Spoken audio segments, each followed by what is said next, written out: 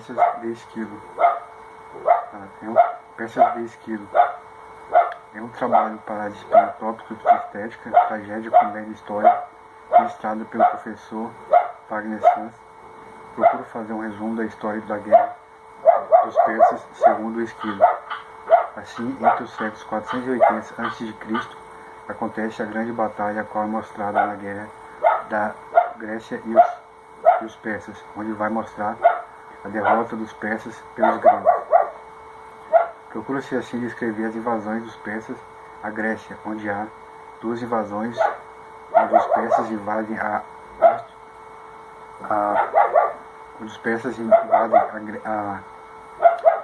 Grécia e os atenienses fogem de Atenas. Os persas, em todo caso, são derrotados, onde em terra, na batalha de Platão, assim são derrotados. Os persas, assim, são muito comentados, onde há uma peça que, a partir de uma visão persa sobre a guerra, é evidenciado a batalha. A tragédia, assim, em seu sentido, sofre alterações com o tempo. A tragédia grega, em todo caso, procura mostrar as condições do ser humano que está condicionado ao sofrimento na medida em que a ação e todo momento trágico será inexato, pois a tragédia, ao procurar em seu enredo mostrar o ser humano, acaba se envolvendo cada vez mais, onde é importante observar as ações principalmente dos gregos quanto às batalhas e suas razões. Já a tragédia, no sentido mais contemporâneo, seria a transformação da tragédia em outra tragédia, em meio às reflexões do homem sobre si mesmo. Assim, para o trágico, entre os persas e os gregos, temos aqueles de vários generais, como Sofócles, onde nas batalhas mostra as formas de política. Em todo o enredo é mostrado na peça em que evidencia os persas e a história da guerra. Havia-se então, segundo a peça, grande quantidade de homens, onde todas as forças vindo da Ásia já não encontravam muitas razões, mas havia sim um desentusiasmo para a guerra. Havia então muitos navios, muitos cavalos e homens, onde mostravam grande submissão aos reis. Onde o rei persa invadia o território da Grécia, em que, havendo aceitações de participar da guerra, esses seriam condecorados como vassalos do rei. O exército do rei persa, assim, invadia a Grécia. Esquilo então apresenta a tragédia, onde no contexto a Torça, a rainha e mãe dos persas, e Dário, o qual já havia invadido a Grécia antes, e pai de Xerxes, atual rei da Pérsia até então. Já o contexto grego mostra que uma grande mudança, segundo o enredo teatral mostrado por Esquilo.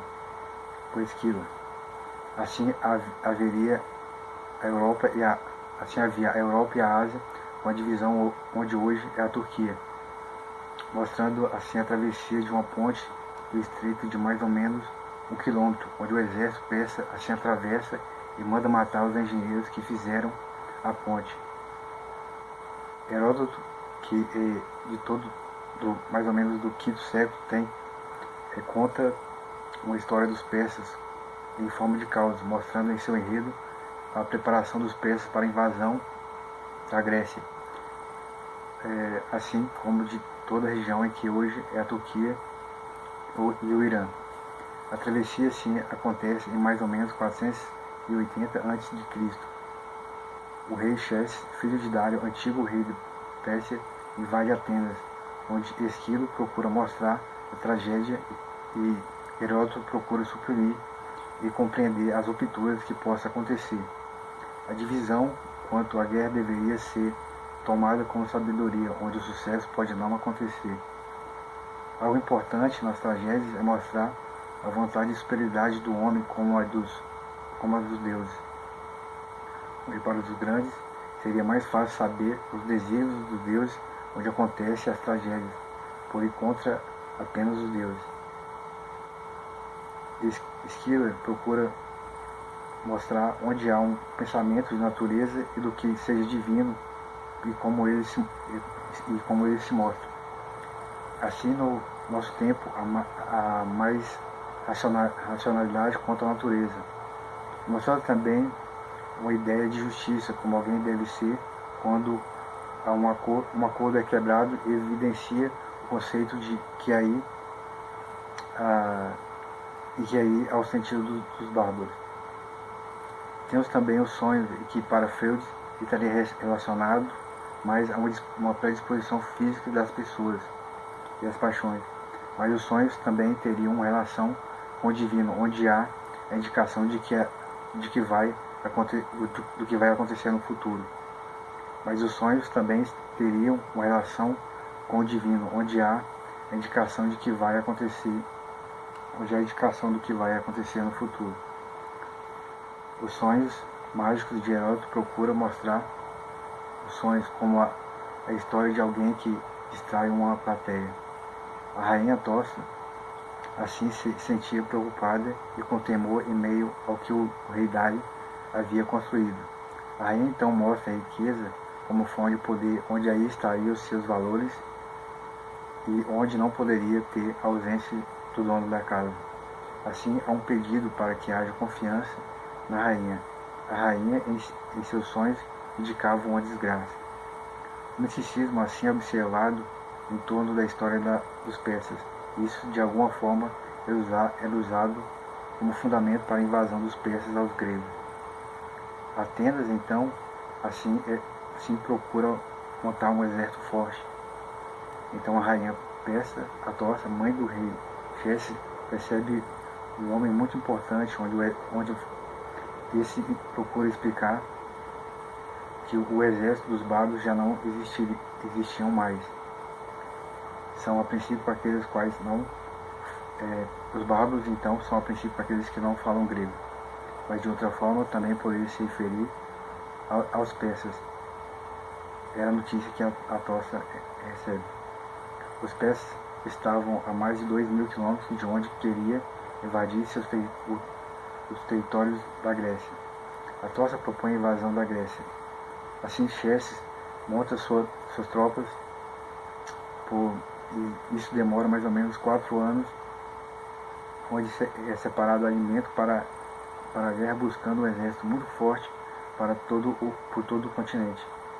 Xerxes resgata rasga um canal pelo monte Atrios, onde Heródoto procura mostrar a valentia de um rei que quer dominar, inclusive, a natureza. Em seus contos, Heródoto procura mostrar essa concepção.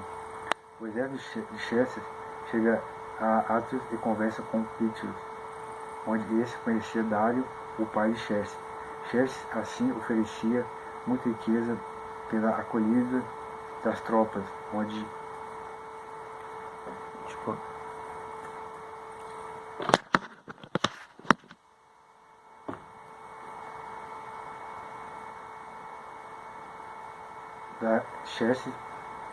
Xerxes assim oferecia muita riqueza pela acolhida das tropas, onde chicoteava o mar e marcava em brasa, talvez em função de fazer rir, como mostrado nos contos de Heródoto, o quão arrogante Xerxes era, onde pretendia castigar os elementos da natureza.